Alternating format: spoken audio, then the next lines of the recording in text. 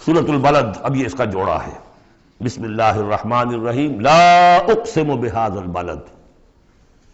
یہ میں نے نہیں وضاحت کی آپ کے سامنے، یہ لا اقسم کیوں ہے؟ لا اقسم، لا اقسم بیوم القیامہ، لا اقسم بالنفس اللوامہ، فلا اقسم بالشفق واللیل وما وسق۔ یہ لا جو ہے نافیہ نہیں ہے، یہ لا ہے اس معنی میں تم جو کہہ رہے ہو غلط ہے، میں قسم کھاتا ہوں قیامت کے دن کی۔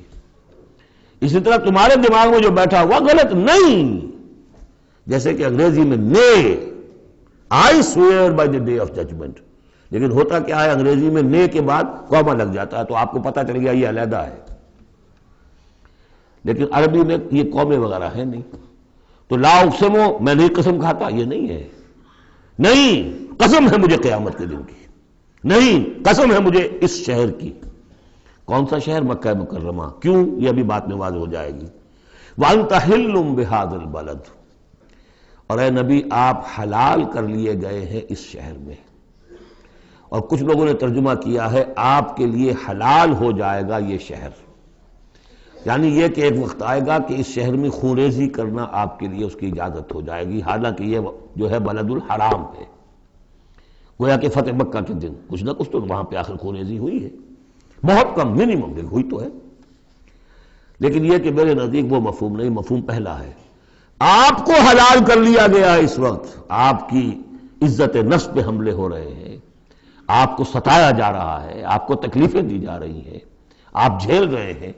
دیکھیے ایک تو یہ شہر ہے وادی غیر ذی زرع جس میں کچھ پیدا ہی نہیں ہوتا، وہاں کی زندگی ویسے ہی مشقت والی زندگی تھی، اس کے اوپر to add fuel to fire, اے نبی آپ پر اب یہ جو مشقت پڑی ہوئی ہے کہ آپ دعوت حق کے ضمن میں جو مشقتیں جھیل رہے ہیں تو ہم اس کی قسم کھا رہے ہیں۔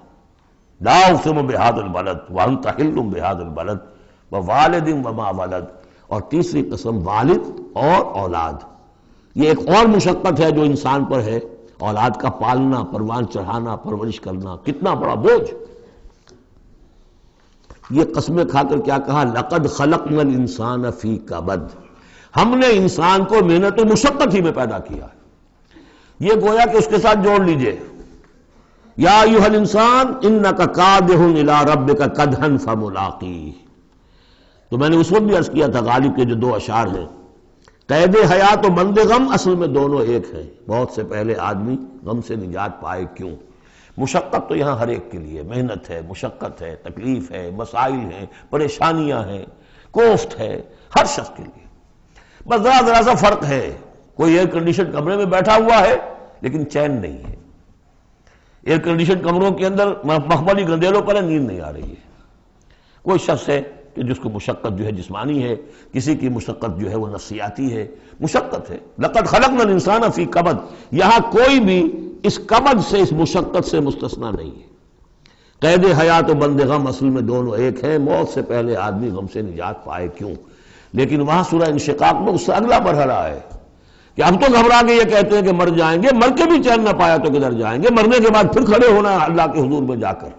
فملاقی یا ایھا الانسان انک کادح الی ربک کدحا فملاقیہ فاما من اوتی کتابہ بیمینہ۔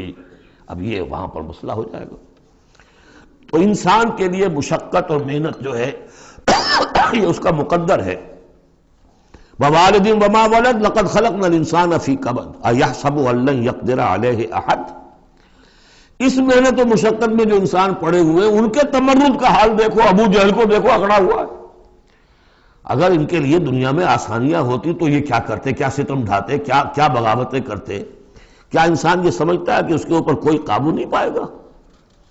یقول اہلکت مالا لبدا، یہ اب ان کا کلچر ہے، بڑے فخر سے کہتا ہے میں نے تو بڑا ڈھیروں مال جو ہے شیخی مارتا ہے، میں نے ہلاک کر دیا، میں نے کھانے کھلائے، غریبوں کو کھلائے۔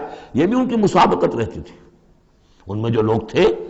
اب ابو جہل کا بھی قول یہی ہے نا، جب اس سے پوچھا گیا کہ کیا تمہارے خیال میں محمد جھوٹے ہیں صلی اللہ علیہ وسلم، انہوں نے کہا نہیں ان کا بھی جھوٹ نہیں بولا۔ پھر تم کیوں نہیں ان پر ایمان لاتے؟ کہ بھائی بات یہ ہے ہمارا ان کا مقابلہ تھا، بنو ہاشم کا اور ہمارے خاندان کا، انہوں نے کھانے کھلائے، ہم نے ان سے بڑھ کر کھلائے، انہوں نے اور خدمت کی، حجاج کی، ہم نے ان سے بڑھ کر کی، ابھی تک تو ہم کندھے سے کندھا جوڑے چلے آ رہے ہیں۔ اب اگر ہم ان کی نبوت مان لیں تو ہم تو ہمیشہ کے لیے غلام ہو جائیں گے، یہ صورت مجھے گوارا نہیں۔ Give the devil his due، اس نے بالکل صحیح بات کہی، جھوٹا میں نہیں سمجھتا محمد کو صلی اللہ علیہ وسلم۔ کتنا اخلاقی روب تھا حضور کا اس پر، وہ ہم پڑھ لیں گے آگے چل کر جب سورہ علق ہم پڑھیں گے، وہ بعد میں اسی وقت کے لیے موضوع ہے۔ تو وہ شیخی مارتے تھے، میں نے اتنا مال ہلاک کر دیا، اتنا خرچ کیا، اتنا غریبوں میں لٹایا۔ اَيَحْسَبُ أَن لَّمْ يَرَهُ أَحَدٌ، کیا اس کا گمان ہے اسے کسی نے دیکھا نہیں ہے؟ اگر تو واقع تم اسے نیکی کی تھی تو جس کے لیے نیکی کی تھی اس نے تو دیکھ لیا ہے، بیان کیوں کر رہا ہے؟ اگر اللہ کو راضی کرنے کے لیے کوئی کیا تھا تو اس کے تو علم میں ہے۔ أَلَمْ نَجْعَل لَّهُ عَيْنَيْنِ، کیا ہم نے اس کو دو آنکھیں نہیں دی؟ وَلِسَانًا وَشَفَتَيْنِ، اور زبان دی اور دو ہونٹ دیے۔ وَهَدَيْنَاهُ النَّجْدَيْنِ، اور ہم نے اس کو راہ دکھلا دی دو گھاٹیوں کی، دو گھاٹیوں کی ہدایت دے دی۔ اس میں عام رائے تو یہ ہے کہ اس سے مراد ہے نیکی اور بدی، لیکن یہ کہ مجھے اس رائے سے زیادہ اتفاق ہے جن کے خیال میں اس سے مراد ہیں ماں کی دو چھاتیاں، ابھار ہوتے ہیں، نجدین اس کو کہتے ہیں جو چیز ابھری ہوئی ہو۔ یہ جبلی ہدایت ہے جو بچہ لے کر آیا ہے۔ کس نے پڑھایا اس کو؟ کس نے یہ سکھایا ہے اس کو کہ جاؤ چوسو اور تمہارے اندر دودھ آ جائے گا، تمہیں جو ہے غذا مل جائے گی؟ یہ ہدایت ہے اللہ کی، وہ میں نے عرض کیا تھا جبلی ہدایت۔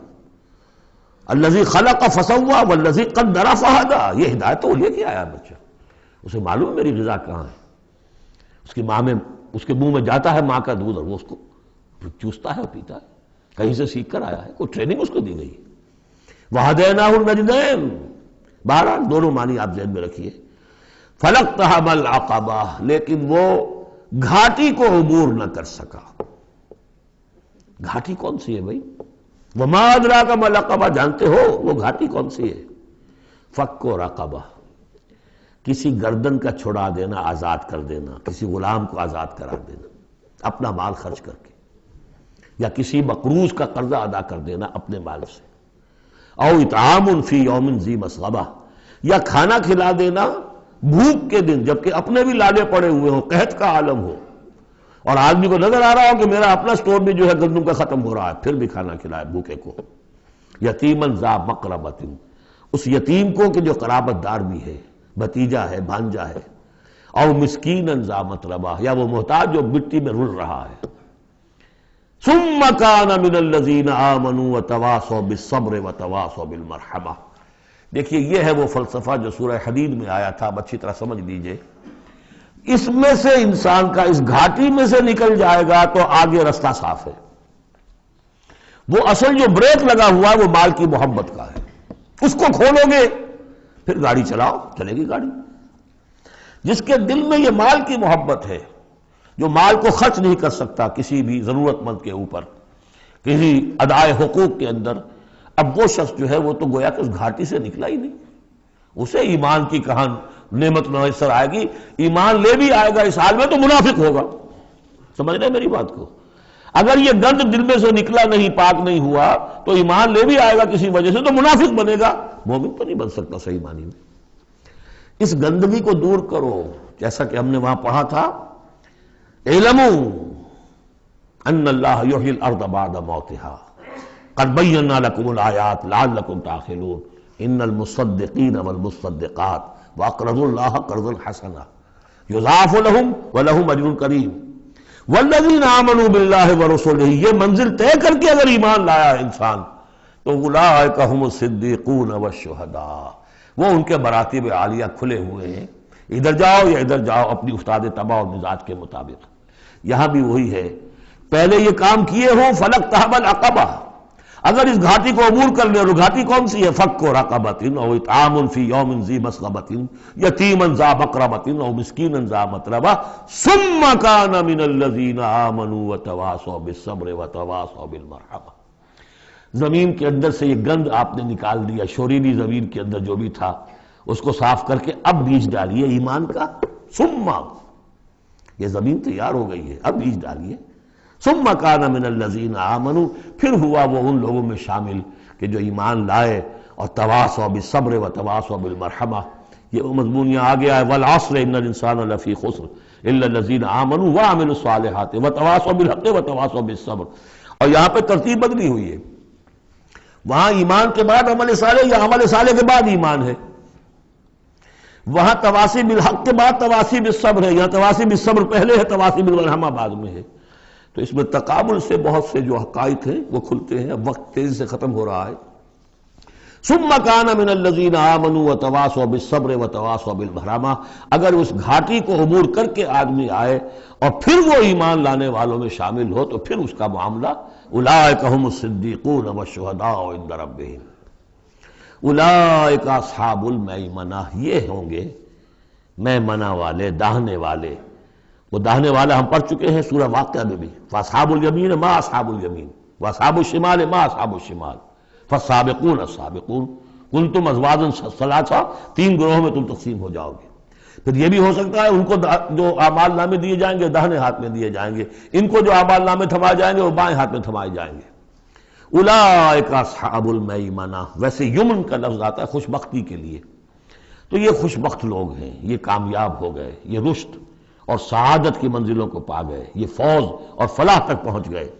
والذین کفروا بآیاتنا، اور جو لوگ ہماری آیات کا انکار کریں گے، ہم اصحاب المشأمہ، وہ ہوں گے کم بختی والے، وہ ہوں گے شومی قسمت. وہ ہم نے جو وہاں پہ پڑھا تھا، یہ مشأمہ جو ہے تو یہ ہوں گے کم بختی والے.